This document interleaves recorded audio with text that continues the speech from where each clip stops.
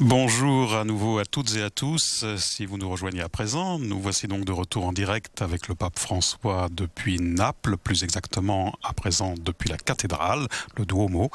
Le pape qui a souhaité se rendre ici pour vénérer les reliques de Saint Janvier et s'adresser au clergé et aux religieux et diacres permanents de cette région.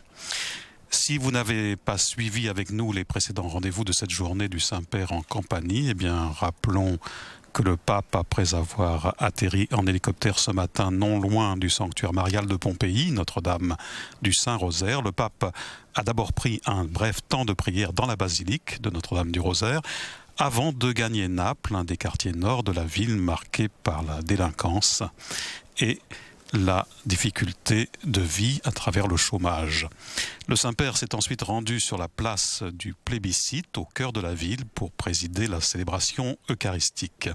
Vous apercevez ici la fiole qui contient supposément le sang de Saint Janvier. Il faut savoir que Saint Janvier fut évêque de Bénévent au début du IVe siècle, martyrisé durant la persécution de l'empereur Dioclétien. Il vient en tête de la cinquantaine de patrons que les habitants de Naples se sont donnés. Dans cette cathédrale est conservée donc cette ampoule contenant une substance qui, selon la tradition, serait le sang du saint. Cette substance solide se liquéfie lors de cérémonies très populaires au mois de mai, de septembre et de décembre. C'est ce que l'on appelle le miracle de Saint Janvier, miracle attesté depuis 1389, mais non officiellement reconnu par l'Église. À noter que jusqu'à nos jours, le sang ne se serait liquéfié qu'en présence d'un seul pape, c'était le pape Pie IX. La fête annuelle de Saint Janvier est fixée au 19 septembre. Alors, je voudrais préciser que le miracle n'a pas toujours lieu. C'est ça. Il y a eu, et d'ailleurs, en 1980, lorsqu'il y eut le tremblement de terre à Naples, le miracle n'a pas eu lieu. Et en fonction de la durée du temps, combien de temps il faut pour que le miracle se réalise, eh bien, on interprète et on fait des prévisions sur l'année. Que va-t-il se passer dans la ville de Naples cette année? Et en 80, il n'y a pas eu de miracle et le tremblement de lieu a eu lieu. Le tremblement de terre a eu lieu. Enfin, du moins, on a pu faire la relation, éventuellement. Voilà. Après, chacun interprète comme il veut, mais enfin... Vieni Pietro a confermarla nella fede, si raduni intorno a te la famiglia di Dio, famiglia di famiglie unite nell'amore.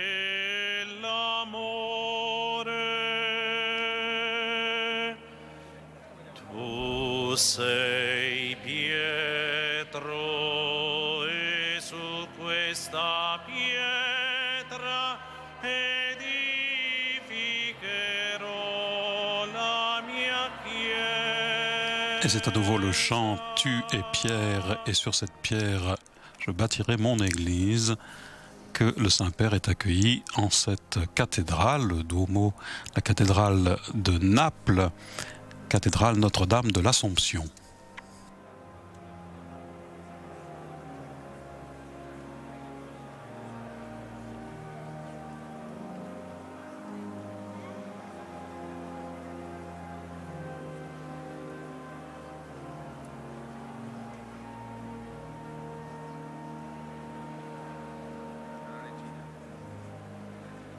Puis je vous le disais, donc plusieurs étapes tout au long de cette journée, une journée très dense pour le pape François. Il y a eu donc cette messe à 11h ce matin, place du plébiscite, et ensuite le Saint-Père est allé déjeuner et rencontrer et déjeuner avec quelques détenus de la prison napolitaine de Poggioreale, une prison surpeuplée qui contient à peu près le double des personnes prévues pour cette construction. Et le Saint-Père devait prononcer un discours, mais il l'a finalement laissé sous forme écrite, puisque le déjeuner s'est, paraît-il, passé à échanger, débattre avec les prisonniers qui étaient à la table du Saint-Père.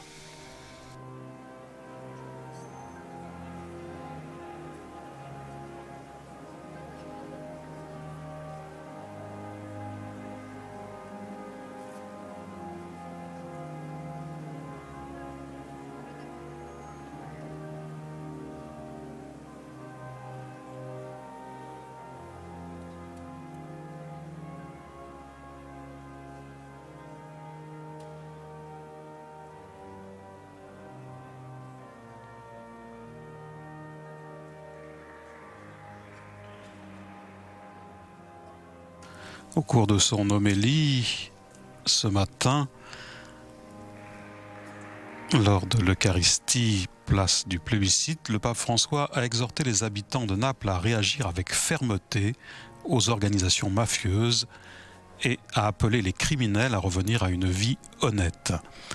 Dans cette homélie, après avoir exhorté donc les habitants à ouvrir leur cœur à l'évangile qui change le monde, disait-il, l'ouvrir à la miséricorde de Dieu et au pardon, le pape a lancé à la foule, comme à son habitude, « Ne vous laissez pas voler l'espérance ». Puis il a fait cette injonction aux Napolitains, « Ne cédez pas aux flatteries des gains faciles ou des revenus malhonnêtes. C'est du pain pour aujourd'hui, mais la faim pour demain.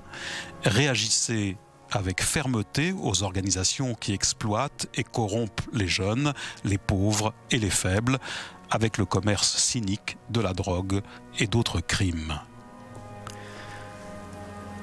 Le pape François a également souhaité, lors de cette homélie, que la corruption et la délinquance ne défigurent pas le visage de cette belle ville de Naples. Des paroles fortes dans la 3e ville d'Italie qui se bat donc difficilement contre la camorra, la mafia, implantée dans les quartiers, mais aussi dans la gestion des biens publics.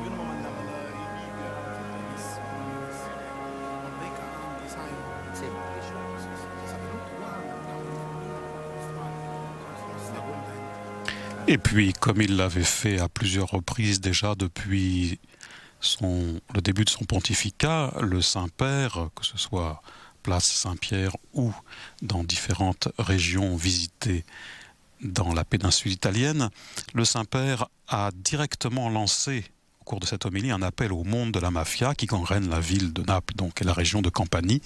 L'Église, a-t-il ainsi affirmé avec insistance, redit aux criminels et à tous leurs complices: convertissez-vous à l'amour et à la justice. Laissez-vous rejoindre par la miséricorde de Dieu. Avec la grâce de Dieu, qui pardonne tout, il est possible de revenir à une vie honnête. Même les larmes des mères de Naples, disait-il, mélangées avec celles de Marie, vous le demandent. Le Saint-Père a conclu son homélie en appelant les autorités, les institutions, les différentes réalités sociales et les habitants de Naples à construire un avenir meilleur. C'est le temps du rachat pour Naples, disait-il. C'est mon souhait et ma prière pour une ville qui porte en elle tant de capacités spirituelles, culturelles et humaines, et surtout d'aimer, a encore dit le pape devant un parterre des responsables politiques, avant de lancer à la foule « Dieu vit à Naples ».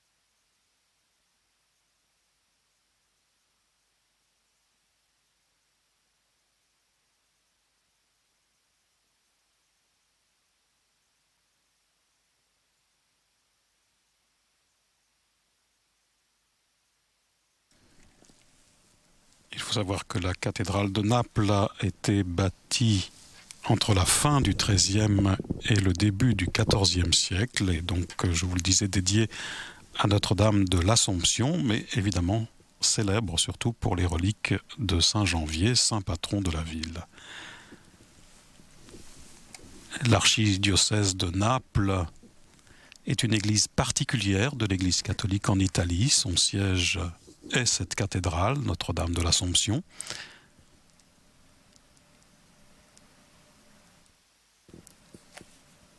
Et l'archevêque, vous l'avez peut-être vu lors des précédentes rencontres de cette journée, l'archevêque Monseigneur Crescenzo Sepe, le cardinal Sepe. L'archidiocèse de Naples est situé en ce que l'on appelle la Grande Grèce. Il fut pendant un temps sous la juridiction du patriarche de Constantinople, utilisant à la fois le rite romain et le rite byzantin.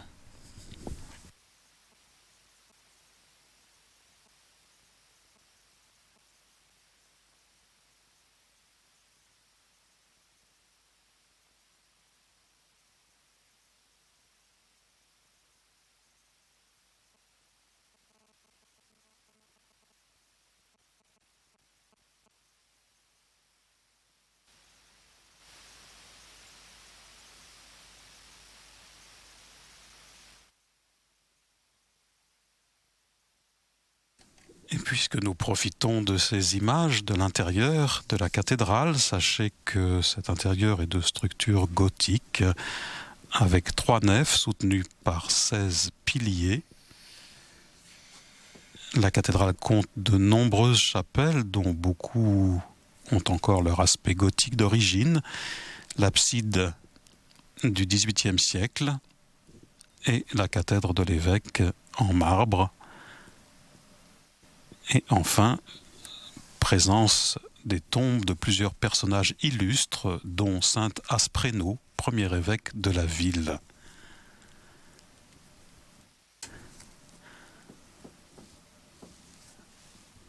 Sachez en outre que le plafond que nous avons aperçu tout à l'heure, le plafond à caisson de la nef, a été commandé en 1621 par l'archevêque et cardinal Decio Carafa, un plafond orné de grandes peintures dues aux plus grands peintres napolitains de l'époque, dont Santa Fede, Girolamo Imparato et Giovanni Vincenzo da Forli. Et puis entre les arcades et les fenêtres de la nef, Luca Giordano, le plus célèbre peintre napolitain du XVIIe siècle, a peint des médaillons qui représentent les apôtres, les pères de l'Église et les grands saints napolitains.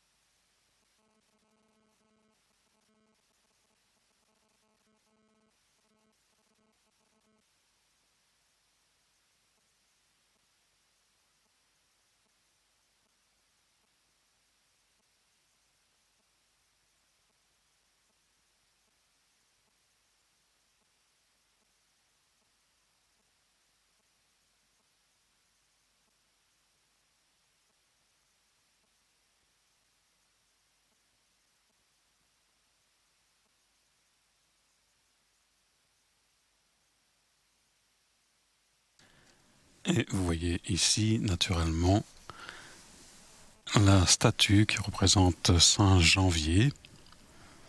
Rappelons les paroles du Saint-Père à propos des saints qui portent la vie de l'Église et non les puissants.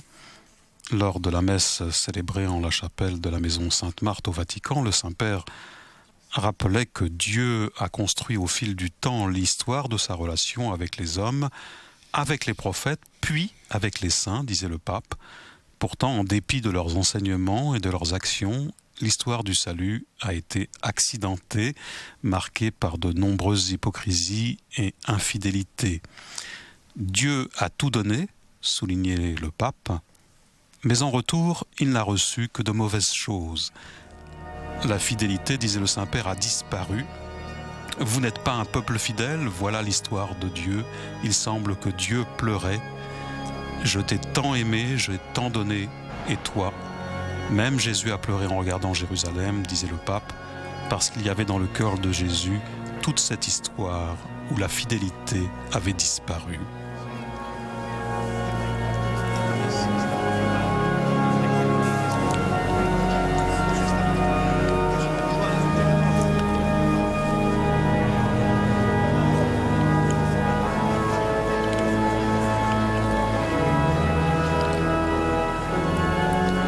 Et le pape poursuivait, « Nous agissons selon notre volonté, mais dans le cheminement de la vie, nous suivons une voie de durcissement. Le cœur se durcit, se pétrifie, et la parole du Seigneur ne nous parvient pas. Et le peuple s'éloigne. Même notre histoire, disait le pape, notre histoire personnelle, peut devenir ainsi. Et aujourd'hui, en ce temps de carême, nous pouvons nous demander, est-ce que j'écoute la voix du Seigneur ou est-ce que je fais ce que je veux, ce qui me plaît? Et le pape indiquait que même l'évangile du jour, qui nous montre un exemple de cœur endurci, sourd à la voix de Dieu, lorsque Jésus guérissait un homme possédé par le démon et qu'en échange, il était accusé d'être un sorcier démoniaque. On lui disait, c'est par Belzéboul, disait le pape, le chef des démons, qui expulse les démons. C'est l'excuse typique des légalistes, note le pape François, qui croient que la vie est réglée par les lois qu'ils font. Et le Saint-Père d'indiquer que cela est arrivé aussi dans l'histoire de l'Église, et il citait l'exemple de la pauvre Jeanne d'Arc, aujourd'hui sainte, brûlée vive, rappelait le pape, parce qu'elle était accusée d'hérésie. Mais, affirmait le Saint-Père, ce sont ceux-là même qui l'accusaient, ceux qui connaissaient la doctrine sûre, ces pharisiens qui étaient éloignés de l'amour de Dieu. Le Saint-Père qui évoquait également la figure du bienheureux Rosmini, mis à l'index pour certains de ses écrits, et qui est aujourd'hui bienheureux. Dans l'histoire de Dieu, avec son peuple, disait le pape, le Seigneur a envoyé donc les prophètes pour dire à son peuple qu'il l'aimait, et dans l'Église, le Seigneur envoie les saints. Ce sont les saints, déclare le pape, qui font avancer la vie de l'Église, non pas les puissants, les hypocrites. Les saints, ajoutait le Saint-Père, sont des hommes et des femmes qui n'ont pas peur de se laisser caresser par la miséricorde de Dieu. C'est pourquoi ils comprennent tant de misère humaine et accompagnent le peuple. Ils ne méprisent pas le peuple. Jésus a dit, ajoutait le pape, « Celui qui n'est pas avec moi est contre moi. Il n'y a pas d'autre voie de compromis. Ou tu es sur le chemin de l'amour, disait le Saint-Père, ou tu es sur le chemin de l'hypocrisie. Ou tu te laisses aimer par la miséricorde de Dieu, ou tu fais ce que tu veux, selon ton cœur, qui s'enturcira de plus en plus. »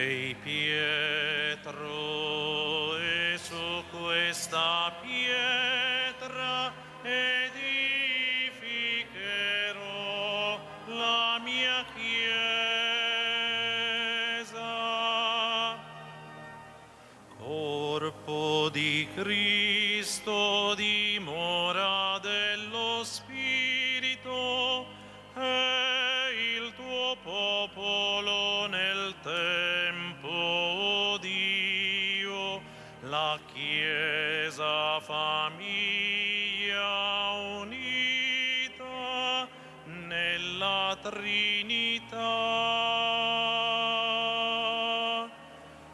Tu sei Pietro, e su questa pietra edificherò la mia Chiesa.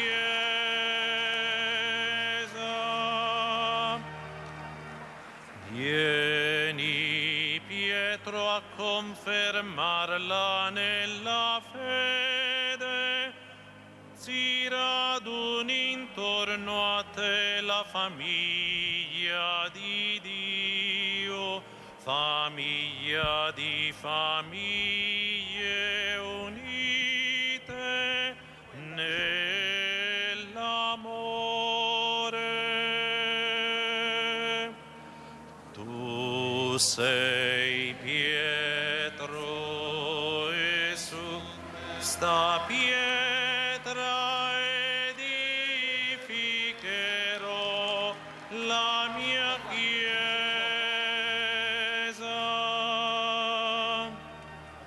Popolo in missione, Vangelo vivo di Dio, la tua Chiesa inviata tra gli uomini raccolga la sua gente nel nome tuo. Tu sei Pietro, e su questa pietra edificherò la mia Chiesa.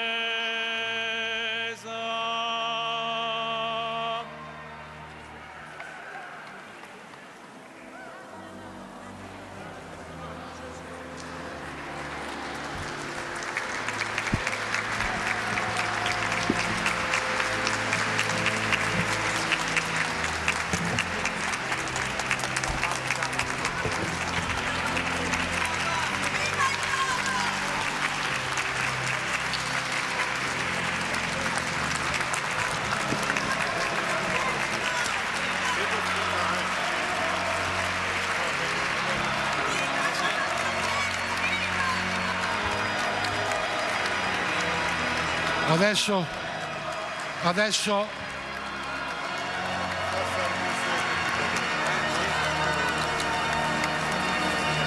stop organo, silenzio. Ascoltiamo il Santo Padre, però prima, Padre Santo, qua ci sta il cuore di Napoli, preti, Saint-Père, les prêtres, les diacres, les religieux, les religieuses, les séminaristes et tant d'autres. Però la cosa, la novità, La nouveauté, in base, perché io sono uno che obbedisce molto al codice di diritto canonico. j'obéis au droit canonique. Moi. Ho dato facoltà, J'ai donné faculté a tutte le suore di à clausura, toutes les dei religieuses conventi di cloîtrées Napoli, des 7 che convents de stanno Naples qui a uscire. d'être présentes aujourd'hui.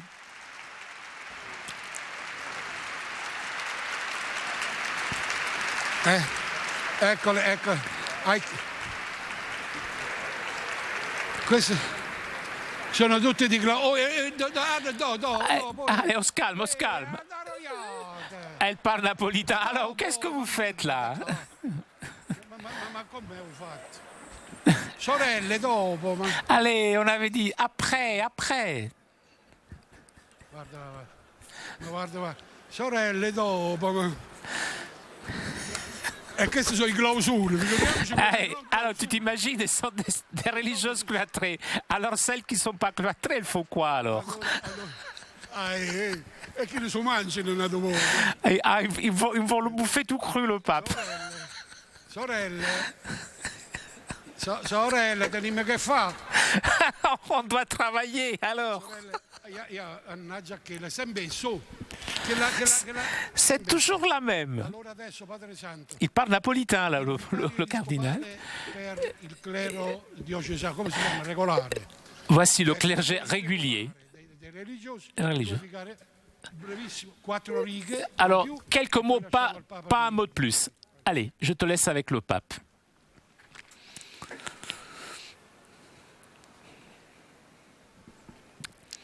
Santo Padre, Saint-Père, sono Donaldo José Scatola, Donaldo dos Escapla, vicaire et pour le clergé, je vous exprime tous mes sentiments de gratitude au nom de confrères, des diacres et des séminaristes et de tous les frères et sœurs ici présents pour cette rencontre avec vous dans un lieu qui garde les mémoires les plus chères de notre histoire spirituelle.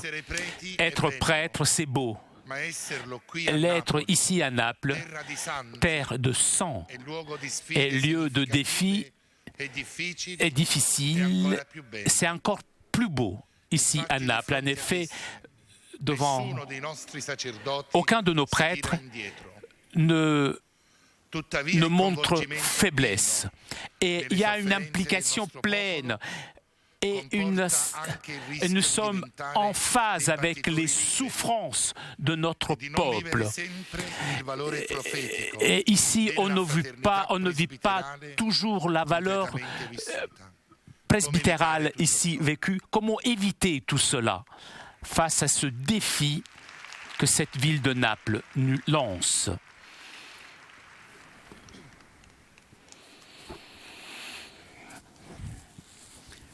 Sainteté, je suis Père Salvatore, missionnaire vincentien, vicaire épiscopal pour la vie consacrée.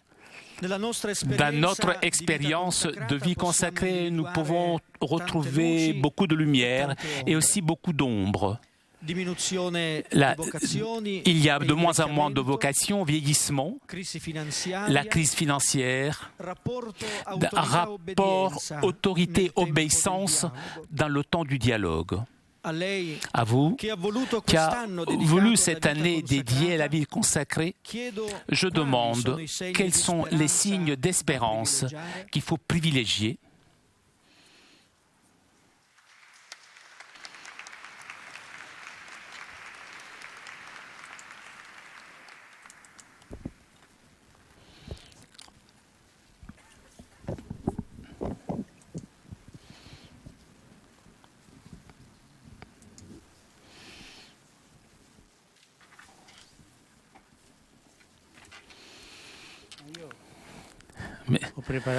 J'ai préparé un discours, mais les discours sont ennuyeux.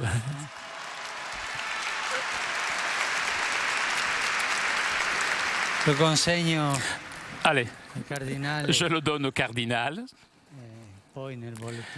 Et après, vous le lisez si vous voulez. Hein?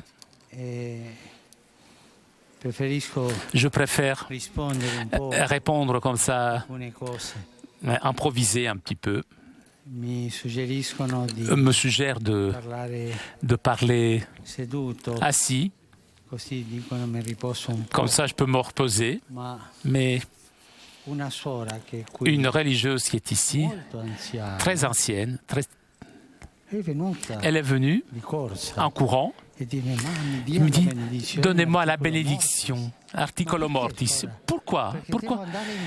Parce que je dois ouvrir un couvent là-bas. Voilà l'esprit de la vie religieuse. Cette religieuse m'a fait penser, elle est là. Elle est ancienne, mais elle est vieille, mais... Je suis un articulo mortis, entre guillemets, mais je dois renouveler, créer un couvent.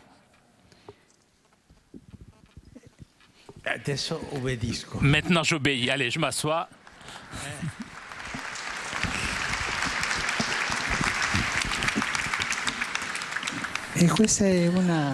C'est une L'un des témoignages, la question que tu m'as posée, d'être toujours en marche.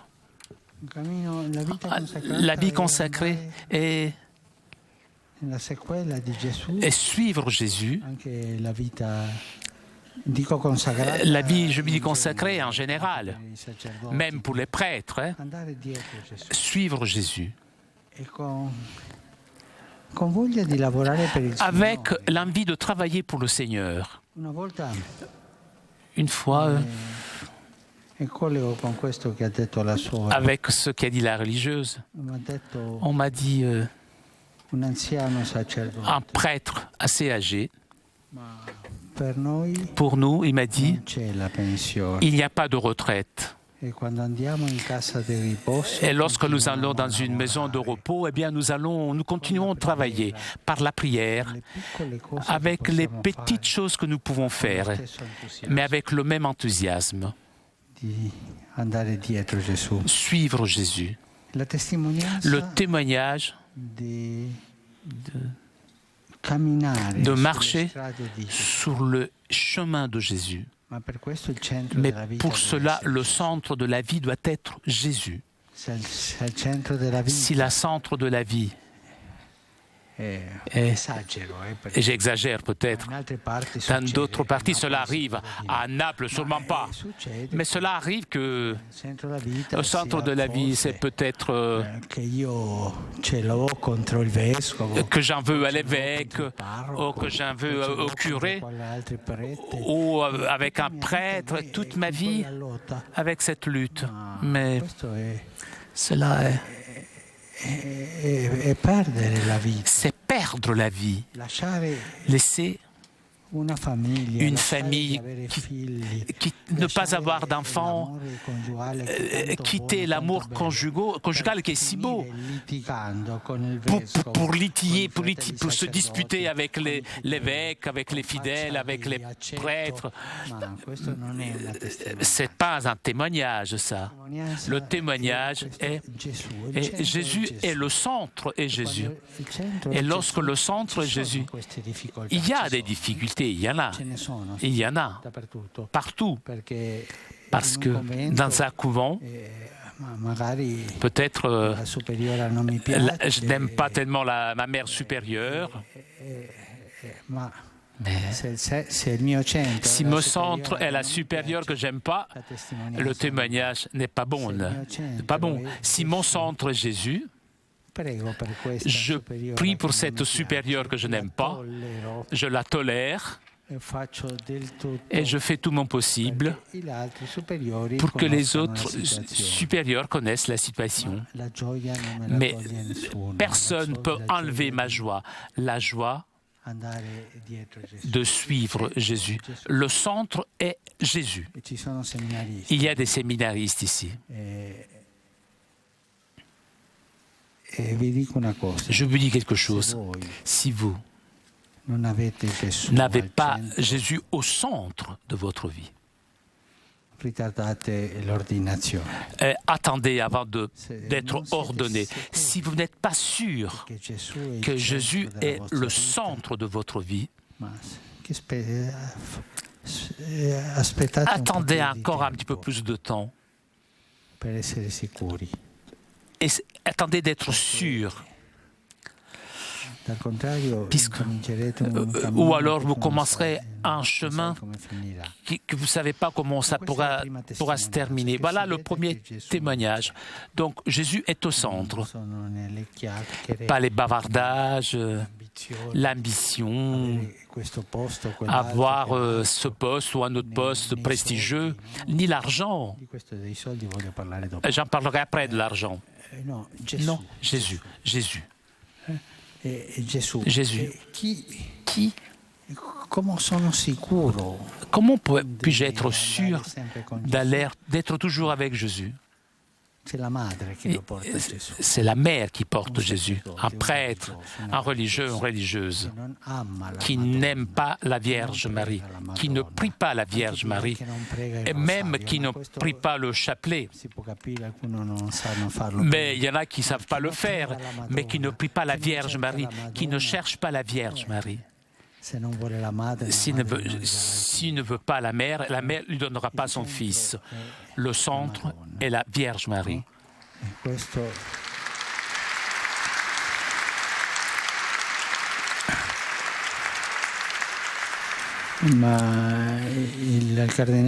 Le cardinal m'a offert un livre de Sant'Alfonso Maria Liguori. La gloire de Marie, je ne sais pas. J'aime.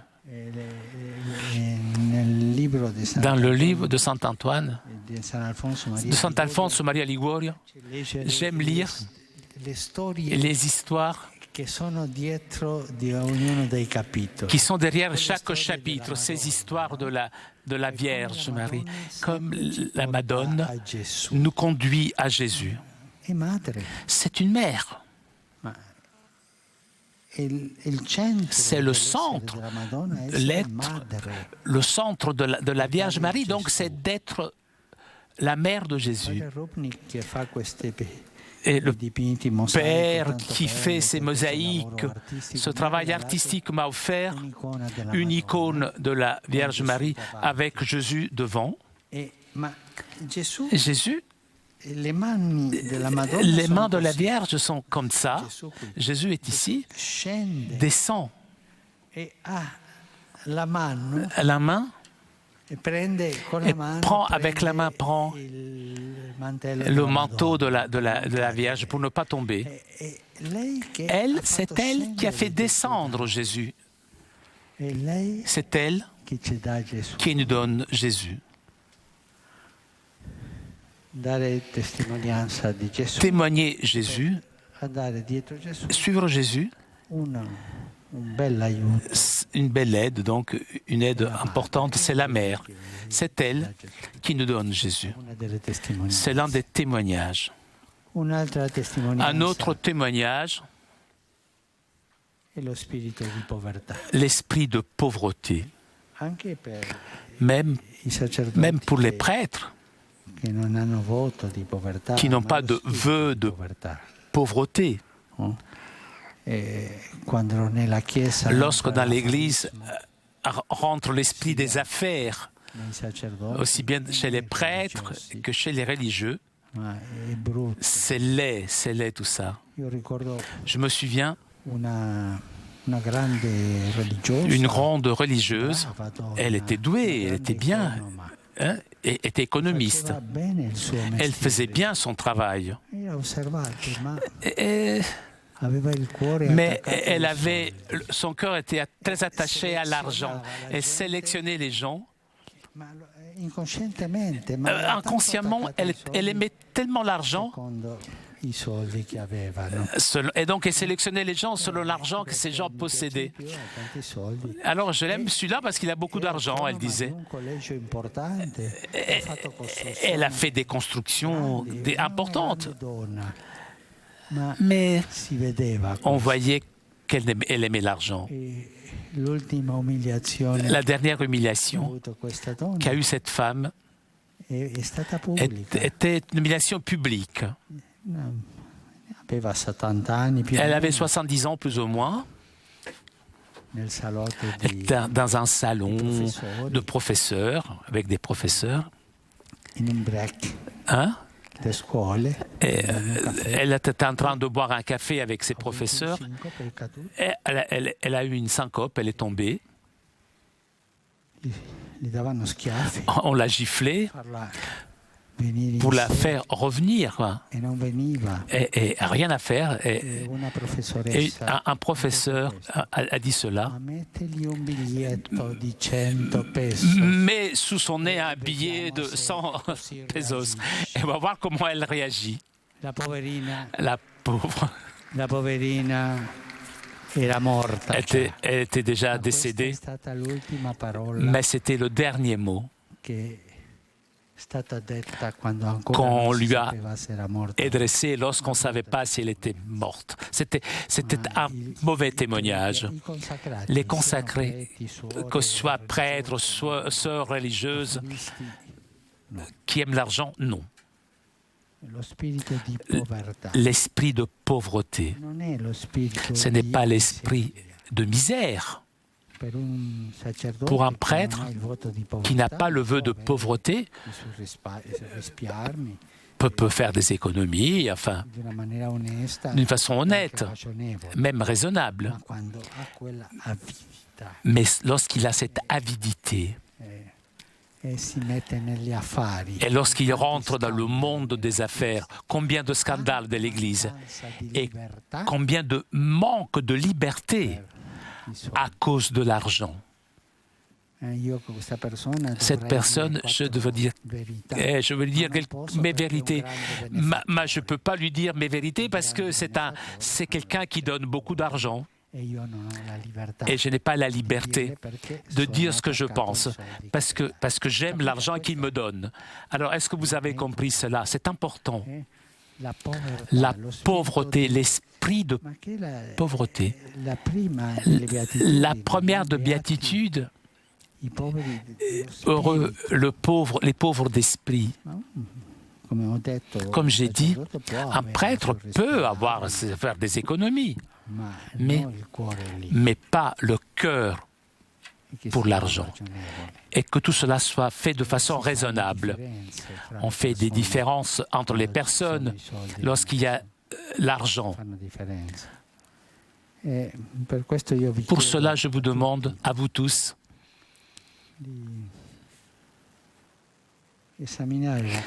d'examiner votre conscience. Comment est ma vie de pauvreté?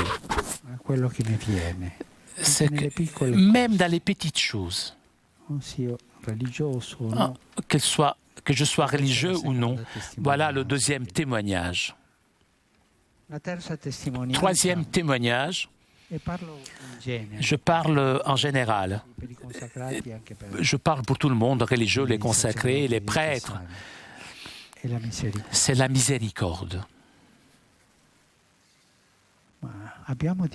Nous avons oublié les œuvres de miséricorde. Je voudrais vous poser la question, mais je ne le ferai pas. J'ai envie de le faire. Poser la question. Les œuvres de miséricorde corporelle et les œuvres spirituelles. Combien d'entre nous avons oublié cela? Lorsque vous rentrez chez vous, prenez le catéchisme et revenir aux œuvres de miséricorde, que sont les œuvres qui font les petites vieilles dans les quartiers, dans les paroisses, des gens simples. Suivre Jésus est simple, c'est simple, mais la miséricorde. Un exemple que j'ai toujours dit dans les grandes villes, encore dans des villes chrétiennes. Je pense au diocèse que j'avais auparavant, mais je pense qu'à Rome arrive la même chose. Je ne sais pas à Naples, mais à Rome, c'est sûr. Il y a des enfants baptisés qui sont incapables de faire le signe de la croix. Et où est l'œuvre de miséricorde d'apprendre cela aux enfants? Je t'apprends à faire le signe de la croix. Un exemple. Reprendre les œuvres de miséricorde. Les corporelles et les spirituelles.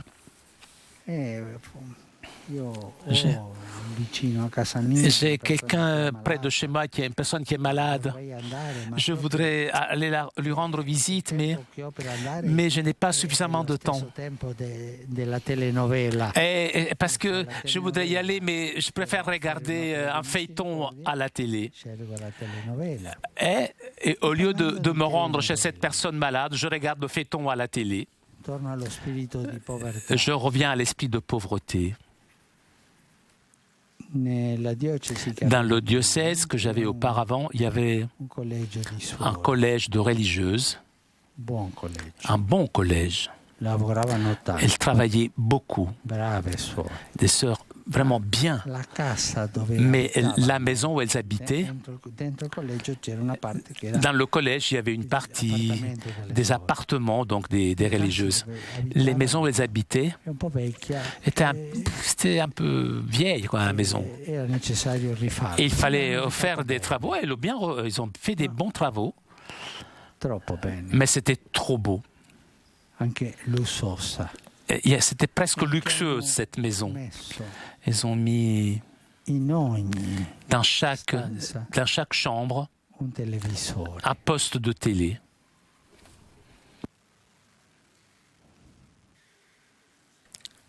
À l'heure du feuilleton, il n'y avait pas une seule religieuse dans le collège.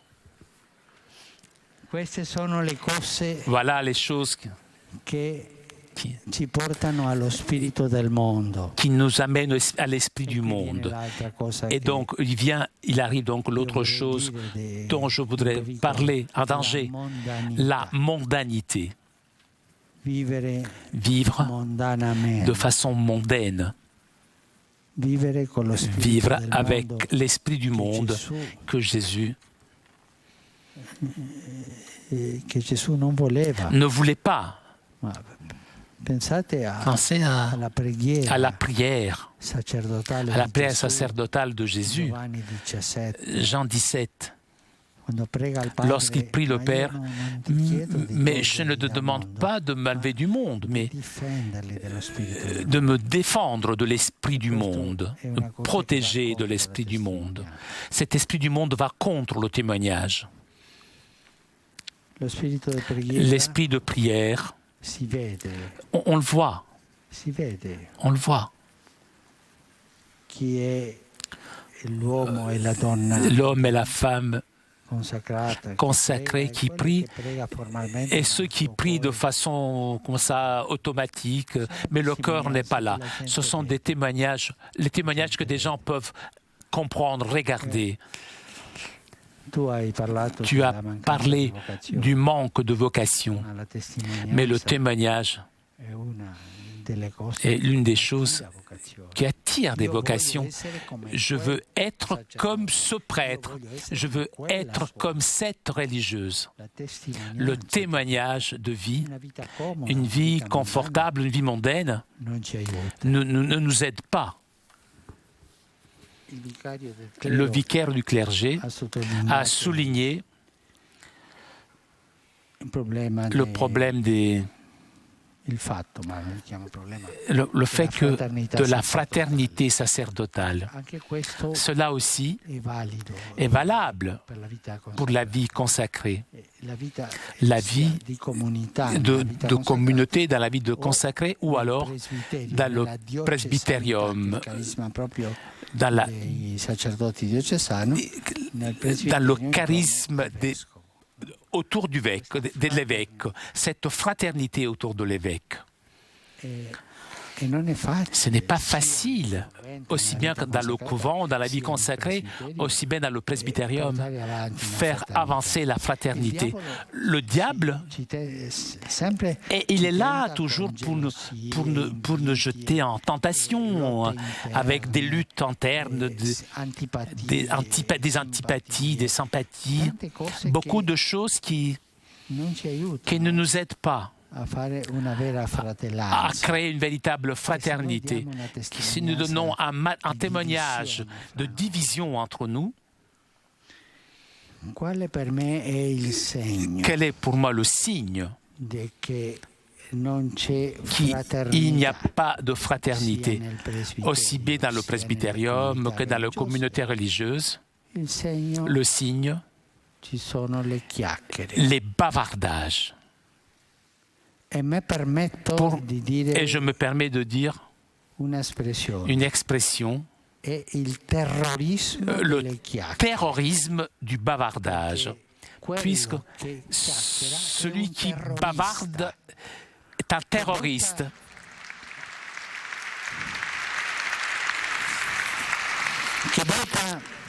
qui jette une bombe, distrugge détruit, e lui è fuori. et lui, il se met à l'extérieur. Almeno se facesse il kamikaze, Ah mais s'il faisait le kamikaze, ah bien, enfin, distrugge gli altri. il sautait avec la bombe, finalement il détruit seulement les autres. Distrugge. Il ma détruit, le chiacchiere- mais les bavardages, le chiacchiere les potins distruggono détruisent e sono il segno. et sont le signe. Quando Lorsque uno incontra quelqu'un rencontre un presbiterio un, che ha un le sue presbytérium qui a des differenze, différences, mais qui doit avoir des différences. C'est normal. C'est chrétien même. ma Mais queste differenze ces différences, si parlano in faccia. eh bien, on doit les aborder amicalement, face à face.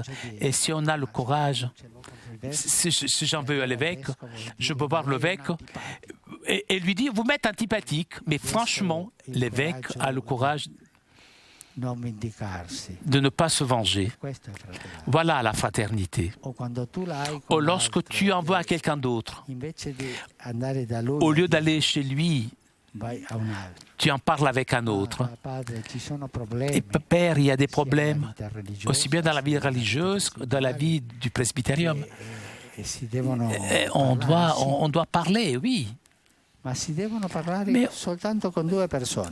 Il n'y a que deux personnes qui doivent parler. L'autre O tu parle. la parli in faccia Tu parles en face, en regardant dans les yeux la personne. alle volte non si Et può. parfois, on ne peut pas. Lo di a quella persona Tu le dis à cette personne può qui peut rimediare.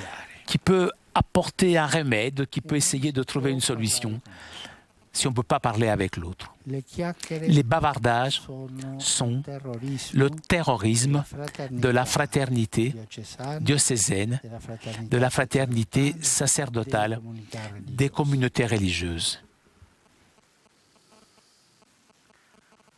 Poi, Ensuite, parlando di en testimonianza, parlant de témoignages, la gioia. la joie. Ho detto qualcosa. J'ai dit quelque chose aujourd'hui, mais Se mi ripete, s'il me répète, vous me le dites. Hein. ho preparato. Quello che ho preparato J'improvise. è la gioia. La joie. Ma la gioia La joie de che la mia vita que ma vie è piena, est pleine, che ho scelto bene, que bien choisi, j'ai fait un bon choix, che il Signore, que le Seigneur, io vedo tutti i giorni je che vois il tous les Signore jours è que le fedele Seigneur a me. est fidèle, m'est Io fidèle. non sono fedele al Je ne suis pas Signore, fidèle au vado Seigneur. al sacramento della riconciliazione. Je vais au sacrement de la réconciliation, mais tous les jours, la joie de voir que le Seigneur m'est toujours fidèle. La joie. I consacrati, Les o consacrés i ou les sacerdoti prêtres ennuyeux, con amarezza, avec cuore, amertume, avec tristi, triste, hanno qualcosa ont che non quelque va. chose qui ne va pas. E devono Ils andare doivent a un buon consigliere spirituale voir un bon conseiller spirituel, un ami, e dire, ma non so cosa succede, mais et dire je ne sais pas ce qui se passe dans ma vie, ma la gioia, mais la se joie, non c'è la gioia, lorsqu'il n'y a pas de joie, c'è qualcosa, il y a quelque chose qui... il fiuto Le fleur dont vous avez parlé ce matin, dice che qualcosa non c'è. et on dit quelque chose qui ne va pas là-bas. Queste sono le Voilà les testimonianze. témoignages.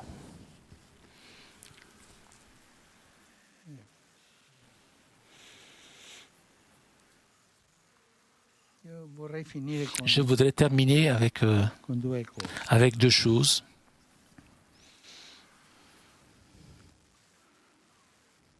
Tre cose. Trois choses.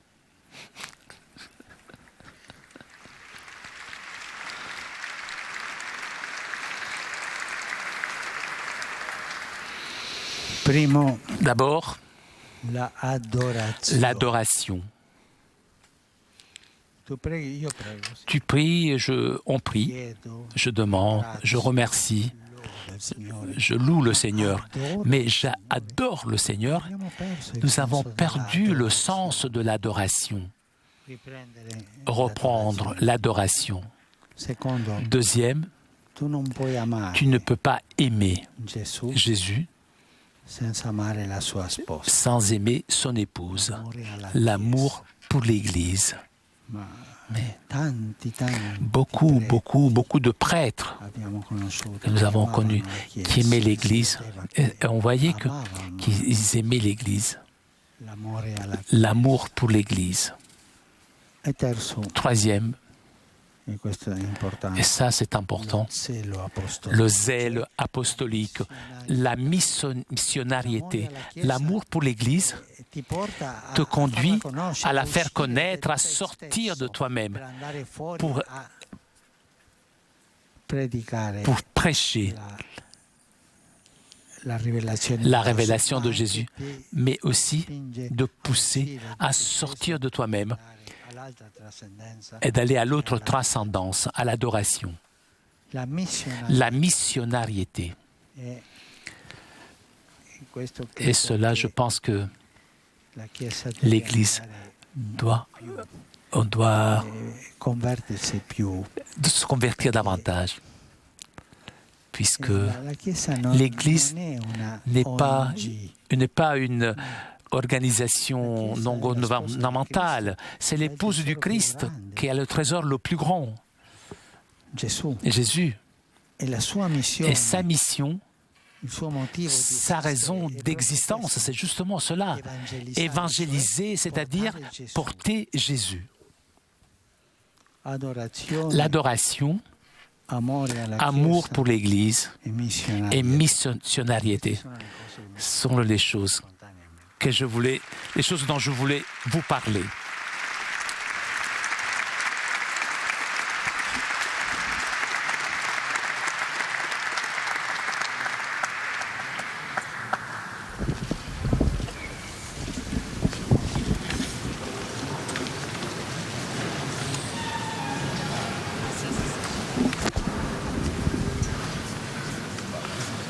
Padre nostro che sei nei cieli, sia santificato il tuo nome.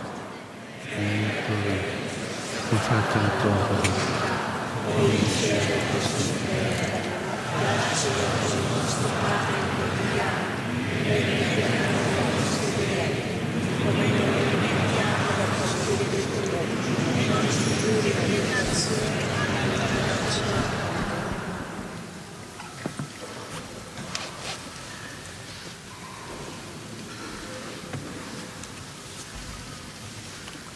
O Dio onnipotente e misericordioso, che hai associato alla passione e resurrezione del tuo Figlio il Vescovo e Martire Gennaro, e fecondi la tua Chiesa con la testimonianza del suo sangue. Concedi a noi di vivere da forti nella professione della fede a servizio del tuo regno. Per Cristo nostro Signore.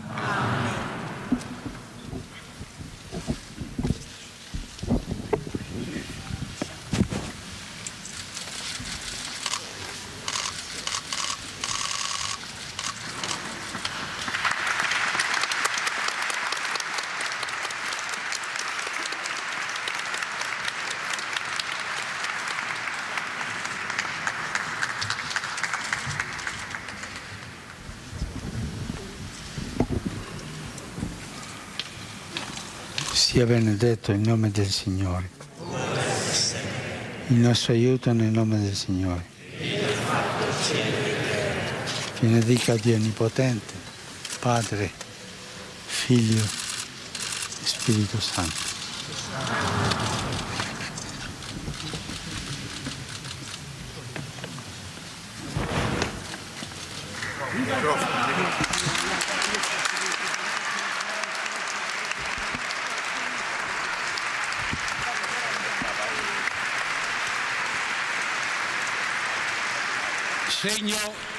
Signe Segno che San Gennaro que Saint Janvier vuol bene, aime venga al Papa, le pape. che è napoletano come noi. Il est napolitain Il comme nous. sangue Le ne fa sang sciolto, già. s'est dissous.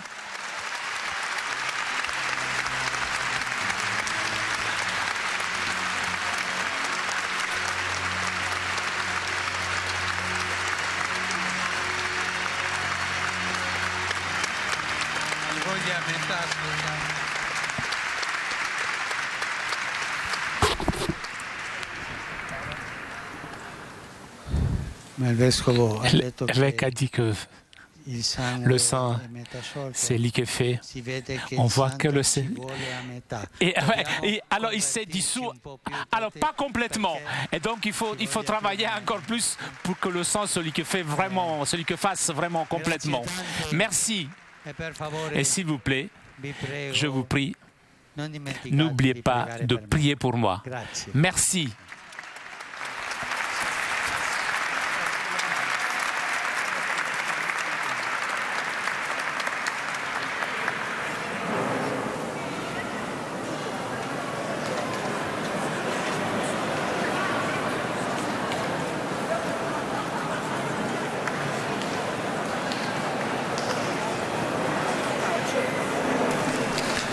Eh bien, encore une fois, nous allons quitter Naples, le Saint-Père, cette cathédrale de Naples, le Duomo, avec cette relique de Saint-Janvier, cette ampoule, avec supposément le sang de Saint-Janvier. Et vous l'avez vu, n'est-ce pas?